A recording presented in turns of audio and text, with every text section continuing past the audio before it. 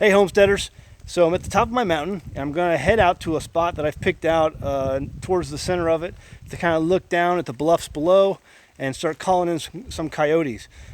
We've got too many coyotes out here. I mentioned in a previous video they're starting to harass my cow at night, and other people, neighbors and some a cattle rancher I know down the road a ways, has talked about the problems they've had. There's just a lot of coyotes out here right now, and I think they need to be thinned out. So I thought I'd make a good video. I'd bring you along with me. We're going to thin out some of the coyotes around here and start to protect our homestead. Here's the calls I'm using. This is a little mouse squeaker. Once you've got one in sight, you can get it to come a little closer, maybe with this. This is the rabbit distress. This is a young pup howler. And this is the elk power howler. And I've gotten pretty good with these two. At least with this one, I think. But there's what I'm using to call them in today. So we'll see what happens. It's about 4 in the afternoon, and the sun's going down in the west. Wind's coming directly at me for the most part. It's not a lot of wind, but I've got a pretty clear view of everything in front of me. Got a blind spot over here to my right, and I've got a little blind spot over there, but I can basically see everything coming in at me if anything comes in. Plus, the leaves are so dry right now that anything coming in, I'm going to hear it. So if they do come up on my side trying to get around me, I'll hear them coming. But, you know, a lot of people have asked me, say, Zach, do you ever use any scent blocker when you go hunting, when I'm hunting deer or anything like that? And the answer is no. You know, if you're out west in some of these wide open spaces like Utah, Wyoming, Montana, Colorado, or Canada, places like that, and you're hunting and there's nobody around, then it might be good to use a scent blocker. But you know, like a detergent soap, you know, for your clothes and for your body and all that. But here, there's so many. I mean, we're pretty far out here, but there's not a lot of people. But there's loggers working over there, you know, in the distance, and there's always people four-wheeling in these woods. They're used to human scent, so a human scent's not gonna, you know, make them go crazy and run for the hills. I mean, they're already in the hills, but there's plenty of human scent out here. So I've never used a scent blocker when hunting deer, or, you know, I don't think you're going to need scent blocker for a coyote. It'd be best probably to be upwind of them. But you know, I don't think I'll have a problem with that.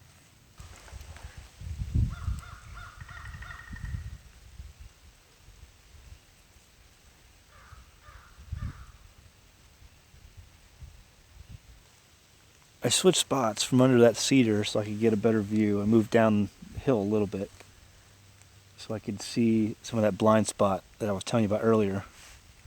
And what I'd really like to see is that mountain lion that my neighbor got a picture of on his deer cam the other day. Here's a picture. And that's what I'd really like to see. Of course, if I shoot that, I have to call Game and Fish and turn it over to them. But that could be what's messing with our livestock too, is that mountain lion. You never know what you're going to see when you come out here. You just have to go. And, you know, there's some guys out there, you know, and I used to be one of them, who work in an office all day or work a regular job 9 to 5, and they go out hunting one weekend a year, and they come back and they moan and complain on Facebook or Twitter or whatever and tell all their buddies about how they didn't get a deer. Well, you got to put the time in. You got to sit in the woods a lot. The more you put the time in, the more chances you're going to get at shooting, you know, what you see. So, I used to be one of those guys who would complain because I'd go hunting one weekend a year, because that's all I could get off work or whatever. But the more I hunted, the more I realized the opportunities present themselves the more often you go. Because you never know what you're going to see when you come out here. You're going to see some, I mean, I see amazing things. You see a squirrel playing off in the leaves, and just from out of nowhere, an owl comes down and grabs that squirrel and takes off with him. I mean, just amazing things. You see bald eagles, you see groundhogs, and just all kinds of stuff going on, just nature, working. But you're never going to see that sitting in a cubicle all the time. So you got to put the time in, and the more time you put in, the more you see. There's lots of times where I'm out here and I don't see nothing. Especially what I'm hunting for. But you got to put the time in.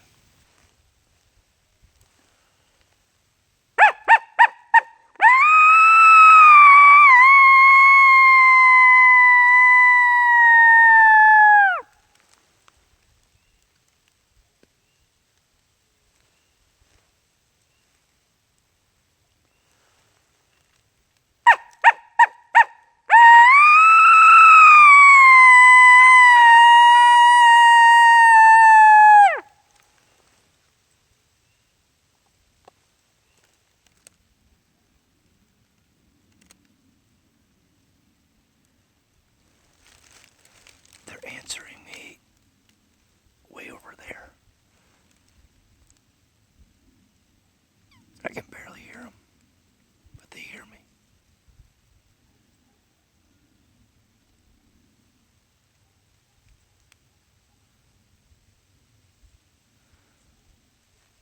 We'll see.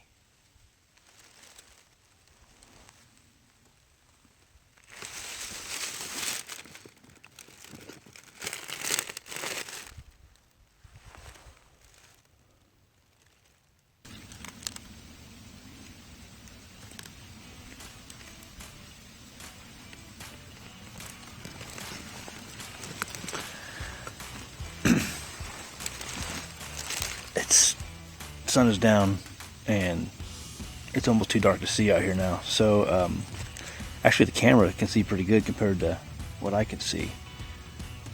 I think it's the light intensity you can adjust on the camera, but I can't see very well anymore. So I'm getting ready to call it. But that's what I said. The more you come out here, the more you see, the more opportunities you get. So I'm going to head back inside and maybe come out tomorrow morning. So I think I'll do that tomorrow morning. So we'll be back at it. Hey, if you like this video and you want to see more of them, check out this group of fine people right here. These are our patrons. They make all of our videos possible. You can find more information at patreon.com/AnAmericanHomestead. Then check out these videos right here. You'll see some other things we're doing on the homestead. Like, subscribe. We'll see you next time on An American Homestead.